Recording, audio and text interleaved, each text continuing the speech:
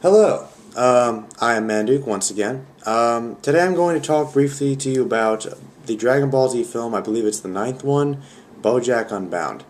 Um, to be honest with you, this is one of the Dragon Ball Z films that I did not see when I was younger. My initial impression of it, from what I knew about it, was that it was just kind of lame. The villain didn't seem like he was that interesting. It just seemed to me like it was going to be like a brief rehash of kind of what happened in the Cell games, but with a slightly different premise, which to a degree it was. Um, but really, overall, when I saw this film, I was surprised that I was able to get really into it, and I really enjoyed it. It has some really good fight scenes. The villain Bojack, who is either a space pirate or some sort of horrible demon who was locked away for a long period of time, whatever you want to call him. They never really go into much depth about it. He was probably the weakest point of the movie, really, for me, because they didn't really do much with his character, his personality. He was really just this big bad villain that wanted to go hunt down Goku and Gohan and all those people, basically just because he wanted to.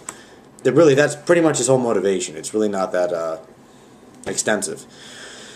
Actually, it was one of the few movies where I thought that the henchmen were actually more interesting than the main villain. Like, he had some really cool, weird, demonic, psychic people on his side just doing his bidding. They were really cool. They had some interesting techniques, and they were pretty evil. I liked them.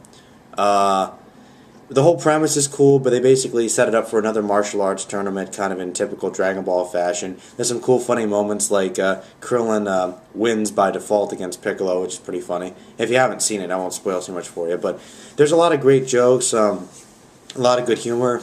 There's some references to actual continuity in the show, so it's one of the few movies that does take place in the continuity of the show, which is cool.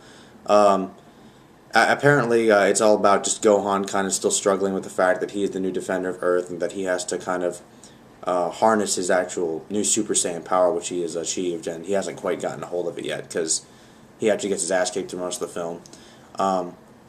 But really, it had great animation, awesome fight scene. The voice acting was really good. As far as Dragon Ball Z goes, it was actually one of the best that I've seen.